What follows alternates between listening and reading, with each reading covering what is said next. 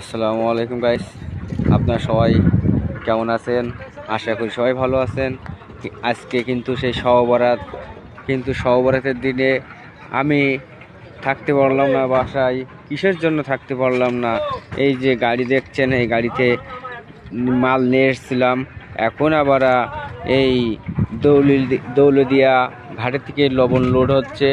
এই আমাকে গাড়িতে এই লবণ নিয়ে চলে যাব সোজা ঈশ্বরদীর থেকে ফিরবো। আমার সহবরাত কপালে জুটবে না, আল্লাহ বাসে রাখলে আর বছর আবার সহবরাতে হয়তো থাকতে পারি, না হলে নাই। এই দেখছেন জায়গাটা কত সুন্দর। আমি ভাইরাল ঝালমুড়ি, আমি খায়রুল ভাই।